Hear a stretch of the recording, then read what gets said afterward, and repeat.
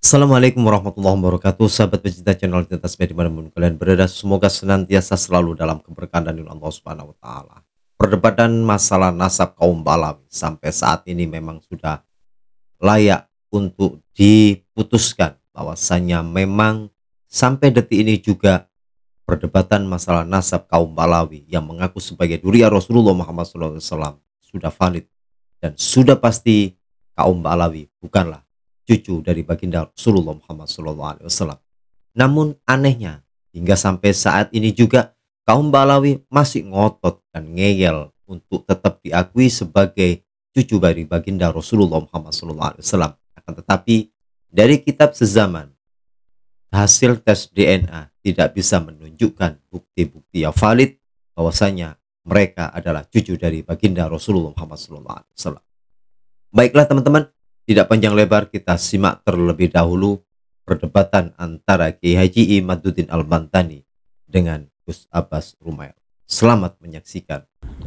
Naskahnya ketemu, terus saya mencoba memvalidasinya dari orang yang menulis ulang naskah itu. Ada 3 orang yang menyalin, salah satunya Habib Salim bin Jindan. 2 orang yang lain itu bukan Ba'alawi. Secara tahun dia lebih tua, dan ketika Habib Salim bin Jindan muda, orang ini udah meninggal. Itu naskah yang Habib Salim bin Jindan itu kan 1300 atau 1362 Hijriah. Yang salinan sebelumnya itu lebih tua, 1200-an, 1300 berapa itu. Isinya sama persis seperti naskah yang saya dapatkan. Di dalamnya Gitu, itu apa aja? Ada nggak nasab Balawi di situ? Ada beberapa orang yang antum tanyakan, bener gak ada sumber sejarahnya? Ada. Itu salah satunya Al-Faqih Muqaddam. Itu bukan sumber sejaman, Mas Runel. Kalau ada di situ disebutkan nasab Balawi, itu bukan sumber sejaman. Gini, kontennya itu. Oh, yang saya kan? Ditulis abad ke-13 itu salinannya, Kiai. Untuk memvalidasi, bener gak? Mas Runel temukan abad berapa salinannya kan? 611 itu salinan pertama yang ditaskhih oleh Ali bin Jadid sendiri. Betul, Mas Rumel yang temukan itu seperti apa? Kitabnya ditulis pada abad ke-13, apakah tahun 611 itu? 611 ditulis tahun 611. Penulisnya itu menuliskan kertasnya kertas tua. 611 naskah itu disimpan di Kiai Imad bisa minta tolong beberapa santri Rusaifah untuk membuktikan isinya sama atau benar ditulis oleh orang ini atau tidak. Saya memverifikasinya. Sabat, oke, kitab ini clear. Dan ada. Saya tidak Terus percaya itu. Saya tidak peduli juga maksudnya. Ya. Jika Kiai Imad memang mencari kebenaran. Tahun 611 ditulis di dalamnya ada nasab Balawi. Nggak bakal percaya. Kenapa? Pasti di situ hasil repabrikasi hari ini. Oh, dan bukan. saya bisa buktiin itu kalau misalnya Mas Rumel mau menunjukkannya. Kalau mau menunjukkan mana kertasnya itu udah selesai. Tapi saya yakin itu pabrikasi. Saya yakin itu dipalsukan. Oleh? Kenapa? Karena silsilah yang ada di Nusantara sendiri ya hari ini semuanya dipalsukan. Dan itu adalah itu perkara berbeda, Kiai. Orang yang dilakukan pada masa lalu kan. Tapi kenapa untuk Asy-Syajarah Barokah itu Kiai Imad langsung percaya? Karena tidak ada sentimen Ba'alawi mungkin? Ya karena tidak ada permusuhan antara Mahdi Rojai dengan Ba'alawi. Tidak ada dan apakah ada untuk Ba'alawi itu? Ada kepentingan Ali bin Jadid dengan Ba'alawi atau enggak memang, Kiai? Penyalinnya yang mendapatkan ijazah itu bukan Ba'alawi, Muzaffaruddin itu bukan Ba'alawi. Kita akan bisa telusuri itu. Kebohongan akan bisa ditelusuri, ya kan? Saya yakin itu walaupun nggak melihat, seperti saya waktu ada isnad-isnad dari Mas Rumel itu tidak membaca isinya, saya sudah melihat ketika ada Abdullah itu meriwayatkan, saya bisa mengatakan itu palsu. Walaupun lembarannya belum dilihat. Kenapa? Karena algoritmanya sudah terbuka lebar bahwa itu semua dibangun berdasarkan publikasi-publikasi. Bahwa untuk mengetahui apa maksud dari penulis, dia itu mau nulis apa di dalam As-Suluk, sementara naskah yang bisa kita gapai itu kan 4 naskah, semuanya berbeda. 2 naskah itu menulis silsilah Ali bin Jadid sampai ke Ahmad bin Isa, dari Ali sampai Ahmad bin Isa itu kan 9 nama. 2 naskah lainnya dari Ali sampai ke Ahmad bin Isa itu melalui 6 nama, ada pemotongan. Nah, dari 4 naskah yang bisa kita capai itu tidak ada satupun yang divalidasi atau mendekati masanya Al-Janadi. Itu clear. Kitab As-Suluk itu selesai tahun 720, Al-Kamakol 715, dan naskah yang paling tua yang kita miliki itu naskah yang disalin ulang tahun 820. Berarti kan selisihnya hampir 100 tahun tuh. Bukan dari wafatnya Al-Janadi, tapi rampung tulisan As-Suluk, kitab As-Suluk itu tahun 720 lah. Asumsinya 720 sampai 820 itu kan ada 100 tahun. Nah, saya berusaha mencari naskah aslinya atau naskah yang Sohahahul Janadi, itu belum ketemu sampai sekarang. Tapi saya punya cara yang lain untuk mengetahui Al-Janadi itu mau nulis silsilahnya Ali bin Jadid itu seperti apa. Dari orang atau intelektual, 2-3 orang, satunya itu mendapati masa hidupnya Al-Janadi sekitar 10 hingga 20 tahun, yaitu Al-Malikul Afdal dalam Al-Atoy Asaniyah. Silsilah Ali bin Jadid itu 9. Saya bisa menampilkannya seperti ini, Pak. Kitab ini Al-Atoy Asaniyah, halaman 460. Dia seorang raja dinasti Rasuli, wafat 778. Konon dia itu umurnya 75 tahun. Berarti kan 778 dikurangi 75 berarti kan dia mendapati masa kehidupan Al-Janadi ya maksimal kan minimal 15 atau 10 tahun lah, 10 tahun. Dia seorang intelektual, diasuh oleh seorang raja dan besar kemungkinan karena redaksinya sangat mirip, nomor indeks 538 dia itu menulis silsilah Ali bin Jadid sama persis dengan naskah 838. Makanya bagi saya yang paling sahih atau maksud dari Al-Janadi menulis Ali bin Jadid itu silsilahnya seperti apa, ya bukti atau evidence, bukti material yang bisa kita raih itu dari orang atau intelektual yang mengutip pendapat Al-Janadi, yaitu Al-Athayyah Asaniyah. Dia menulis 9 orang ya, berarti Ali 1, Muhammad 2, Ahmad 3, Jadid 4, Ali 5, Muhammad 6, Jadid 7, Abdullah 8, Ahmad bin Isa itu ke 9. Itu. Jadi kalau bisa dikorroborasi, kita konfrontasi antar naskah dan orang yang mendapati masa Al-Janadi dan membaca naskahnya langsung karena dia kan pasti bersumber dari naskah yang paling dekat dengan masa kehidupan Al-Janadi, maka silsilah Ali bin Jadid itu seharusnya tidak problematik karena ada orang yang menjadi saksi hidup Al-Janadi menulis, dan dia orang Yaman Pak, dia seorang raja dinasti Rasuli menulis silsilah Ali bin Jadid sampai ke Ahmad bin Isa itu 9. Jadi bagi saya silsilah yang benar adalah yang versi 838, naskah As-Suluk tahun 838 dan versi Princeton mungkin tahun 1015 gitu. Itu salinan ke-5. Ya baik, silakan Ke Iman. Ya, anggaplah kita As-Suluk itu, kemudian kitab Al-Athayyah Asaniyah itu memang ditulis, dicetak sesuai dengan manuskrip aslinya. Tetap saja ini nasab daripada Ba'lawi ini yang kemudian mencangkok ya kepada Syarif Abul Jadid itu nyambung kepada Abdullah ini yang dimaksud misalnya oleh Al-Athayyah Asaniyah. Karena apa? Karena tidak ada satu kitab pun yang menyatakan Syarif Abul Jadid ini punya adik namanya Alwi dan Basri. Itu sama sekali tidak ada kitab yang menyertai di abad ke-8 itu yang menyatakan demikian atau sebelumnya. Itu adalah interpretasi dari keluarga Ba'lawi di abad 9. Bahwa ini adalah Syarif Abul Jadid ini adalah keluarga kita. Padahal itu Syarif Abul Jadid keluarga tersendiri. Dia keluarga tersendiri, seorang ulama, muhaddisin, ditulis silsilahnya oleh As-Suluk, kemudian kitab-kitab lainnya itu mencangkok kepada As-Suluk dari Jadid bin Ahmad bin Isa, ada yang menulis Jadid bin Abdullah bin Ahmad bin Isa. Nah, kemudian kitab-kitab yang lain yang dicetak kemudian sekarang ini Al-Athayyah Asaniyah, kemudian kitab yang lainnya itu terpengaruh oleh keluarga Ba'lawi di abad ke-9 dan terpengaruh oleh permanennya nasab itu yang kemudian sudah dicatat selama 550 tahun sampai hari ini. Karena pencetakan kitab-kitab itu tahun-tahun sekarang. Kemudian pencetak atau muhakik, kadang-kadang muhakik ini kan cerdas-cerdas. Oh ini salah, ini kurang ini. Ini ada kitab-kitab Al-Burqa Musyiko, ini ada kitab Al-Ghurrar, ini kitab ada Syarhul Ainiyah secara lengkapnya. Mungkin ini kurang. Kemudian ditambahi menurut daripada interpretasi sumber dari seorang muhakik. Itu bisa saja terjadi. Tetapi apapun yang terjadi itu, di nasab Syarif Abul Jadidnya yang dicangkok oleh Ba'lawi ini adalah tertolak oleh kitab-kitab sebelumnya. Begitu pula persaudaraan daripada Alwi dengan Syarif Abul Jadid ini tertolak pula. Nah ini Mas Romel apakah sudah menemukan sebuah kitab yang menunjukkan bahwa Abul Jadid ini, Abul Hasan Ali atau Syarif Abul Jadid ini punya adik namanya Alwi? Ketemu ya? Apa itu kitabnya? Kitab dari Ali bin Jadid sendiri, judulnya Arba'in. Kitab Ali bin Jadid, judulnya Arba'in. Bagaimana itu ininya, narasinya? Dia menyebut Alwi sebagai dia mendapat riwayat dari Fulan dari Fulan itu menyebutkan Alwi sebagai pamannya. Kitabnya itu tapi manuskrip tahun berapa?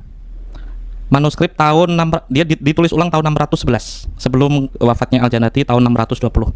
Diijazahkan secara mukatabah di yang sampai kalau kitab sekarang.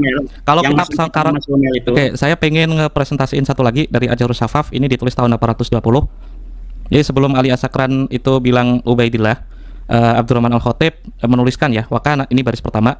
Wakana lahu minal walad Ubaidillah wa akhlafa Ubaidullah Asy-Syaikh Al-Basri bin Ahmad Jidul Faqihul Imam Al-Alim Al-Amil Salim bin Basri. Salim bin Basri ini juga mengijazahkan atau mengisnadkan sebuah hadis kepada Ali bin Jadid lewat satu orang lagi ke bawah. Wakanu masyhurun bil ilm wasolah. Kalimat seperti ini mengindikasikan kalau Ba'lawi itu sudah dikenal jauh sebelum kitab ini ditulis ya. Iya, kitab ini kan ditulis oleh orang Ba'lawi ya, atau oleh bukan. Iya, dari bukan Ba'lawi. Baru 40 tahun yang lalu. Ini apakah sebagai peneliti Mas Romel tidak curiga bahwa orang yang menulis ulang ini menambahkan segala macam? Nah, kita sebagai orang yang mau meneliti ini jangan hanya mau menerima, taken for granted sebuah berita, kemudian kita mengamini, oh ini katanya kitab yang ditulis abad ke-8 atau abad ke-9 sudah menyebutkan, sedangkan kitab ini dicatat baru 50 tahun. Itu kemungkinan adanya subjektivitas dari orang yang menyalin itu sangat besar. Dan kita sudah, bukannya kita ini husnudzon ya, tetapi saya sudah berkali-kali menemukan tahqiqan Ba'lawi ini bermasalah. Mereka berani untuk menambahi, bahkan berani berdusta.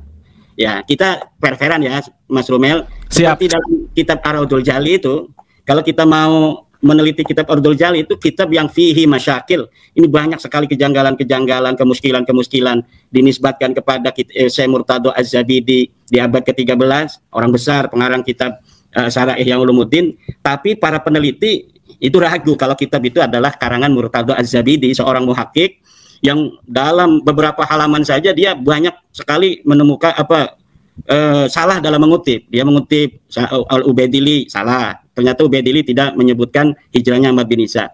Dia mengutip Mus'ab Az-Zubairi, kitab Nasab Quraisy, salah. Ternyata Mus'ab Az-Zubairi tidak menyebutkan Ahmad bin Isa punya anak namanya Abdullah. Dia mengutip kitab Siri Silsilatil Alawiyah di abad ke-4, katanya menyebut Ahmad bin Isa punya anak Abdullah, salah. Dan ini 3 kesalahan ini saja bagi saya, beberapa halaman membaca Ar-Raudul Jali itu sudah dapat mengatakan ini bukan karangan daripada seorang Murtado Az-Zabidi yang seorang muhakkik. Kenapa? Kita jangan ketika menerima sebuah manuskrip kemudian kita meyakini apa yang ada di situ, ketika menyebutkan abad-abad ke-4, abad ke-5, kemudian kita mengatakan bahwa ini sudah ada kitab sejaman abad ke-5, padahal kitab itu ditulis hanya baru hari ini. Yang menulis itu kan Alwi bin Thahir atau juga Alwi bin Muhammad Al-Haddad yang ada di Bogor itu.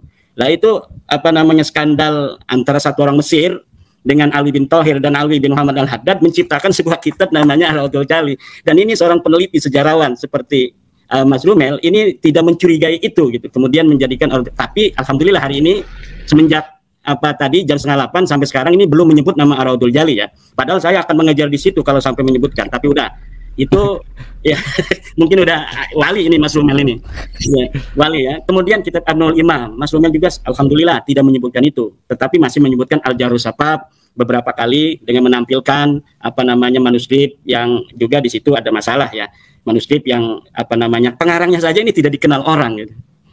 Mas Romel sudah ada temuan baru tentang sosok seorang Al-Khatib. Saya sudah menulis bahwa sama sekali nama Al-Khatib ini yang dikatakan wafat 855 itu sama sekali tidak dikenal oleh para ulama-ulama. Kenapa kok bisa ada manuskripnya begitu?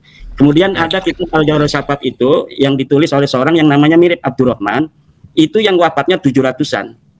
Nah, dan di kitabnya itu saya yakin tidak sama dengan kitab yang ada sekarang ini. Pasti nanti Mas Romel mengatakan Bahmah Roma mengutip. Begini, Mas Romel, Bahmah Roma itu memang kitabnya ada Bahmah Roma, tapi skandal, orang berskandal itu cerdas. Kita bikin kitabnya sekarang, kemudian mengatasnamakan Bahmah Roma, kemudian mengutip Al-Jarus Sabab, seakan-akan rangkaian-rangkaian ini begitu hebat gitu. Tapi bagi seorang peneliti itu akan bisa mencurigai, apalagi ditahqiq oleh seorang Ba'lawi. Yang penahqiq ini saya sudah yakin seorang yang bernama Muhammad bin Abdullah Al-Habsyi atau Abdullah bin Muhammad Al-Habsyi itu seorang la yusaku bi ilmih wala bi tahqiqih. Karena seperti kitab yang dia omongkan oleh Mas Romel, Tarikh Hadramaut, Al-Bahapi, saya sudah dapat menelusuri ketidakjujuran ilmiah dia, karena ketika dia mentahqiq sebuah manuskrip yang manuskripnya tidak terbaca, kemudian dia mensisipkan sejarahnya Muhammad pakai Muqaddam. Nah, ini kata saya ini orang tidak bisa dipercaya secara ilmiah, karena dia memang di dalam footnote-nya mengatakan kitabnya ini hancur, tidak bisa dibaca. Tetapi kenapa di atasnya itu disebutkan, walaupun dia pakai tanda kutip, seharusnya dia biarkan kosong sebuah manuskrip. Kejujuran ilmiah seorang peneliti itu ketika dia mau mentahqiq sebuah kitab, mau mencetaknya, dia biarkan kosong itu. Dia mungkin di footnote-nya dia omong, menurut saya kemungkinan besar itu bicara tentang Faqih Muqaddam, sehingga nanti orang tidak akan mengutip bahwa seakan-akan itu tulisan dari Ibnu Hisan yang telah menyebut Faqih Muqaddam. Padahal Faqih Muqaddam ini namanya tidak dulu disebutkan oleh siapapun kan. Faqih Muqaddam ini gelap gulita, seorang wali yang begitu tinggi, namanya gelap gulita di masanya, tanpa ada orang menyebutkan kisah hidupnya, karomahnya, dan sebagainya, keilmuannya, katanya mujtahid mutlak, tidak ada muridnya yang ngarang fikih tidak ada khutbahnya, tidak ada fatwanya yang bisa kita terima sampai saat ini. Semuanya itu ditata di abad 9, begitu rapi, begitu kuat, begitu kokoh, dan hari ini seakan-akan sosoknya itu begitu luar biasa. Dan ini kita, Mas Romel, ini bukan kita namanya itu mengungkap-ungkap kesalahan ya, tetapi kita ingin bagaimana kita melihat sebuah sejarah yang hari ini terbentuk begitu kokoh tetapi rapuh. Seperti Mas Romel kan rajin tuh. Ada kitabnya dari Salim bin Jindan tentang Al-Arba'in. Saya juga udah punya. Saya bahkan udah lama saya mempunyai itu dan saya tidak menganggap itu sesuatu hal yang penting karena memang tidak ada riwayat-riwayat yang bisa dipercaya di situ.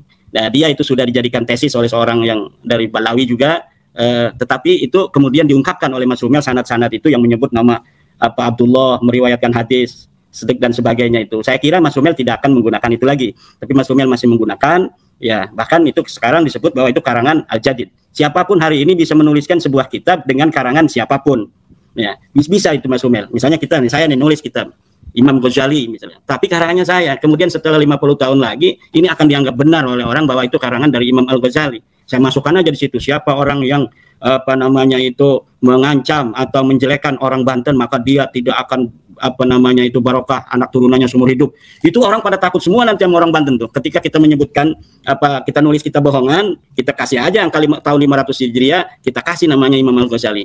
Dan saya kira Mas Romel, Ba'lawi ini patut dicurigai dalam dia menyusun nasabnya itu seperti itu. Dan itu bisa dibuktikan oleh tes DNA yang melenceng kemana-mana itu kan. Ini Mas Romel jangan marah ini. Jangan. Mas Romel. Jadi pertanyaan ini ada lagi ke Iman? Ya sudah cukup dulu, mungkin ada Mas Romel yang pengen ditanya. Sahabat pecinta channel Tuntas Beh dimanapun kalian berada, telah kita simak perdebatan antara Kiai Haji Imaduddin Al-Bantani dengan Gus Abbas Rumel, yang memang notabene apa yang tadi disampaikan oleh Kiai Haji Imaduddin Al-Bantani memang tidak bisa dibantah, karena kitab sejarah harus benar-benar diteliti dengan sebaik-baiknya. Manuskrip-manuskrip yang asli serta ketuaan dari kertasnya pun juga sangat diteliti. Ini sungguh sangat luar biasa apa yang telah disampaikan oleh Kiai Haji Imaduddin Al-Bantani sampai segitunya. Dan bahkan dari hasil tes DNA pun kaum Balawi tidak bisa menunjukkan bukti bahwa keturunan dari baginda Rasulullah Muhammad SAW. Nah, itulah teman-teman. Semoga dengan adanya video ini kita semakin cerdas dan waras bahwasanya Ba'alawi itu bukanlah keturunan dari baginda Rasulullah Muhammad SAW. Oke teman-teman, bagaimanakah pendapat Anda tentang hasil video yang bisa kami sajikan ini? Mari tulis pendapat Anda di dalam kolom komentar agar kita terus bisa membahas dan serta mengikuti perdebatan masalah nasab ini. Terima kasih. Salam NKRI. Assalamualaikum warahmatullahi wabarakatuh.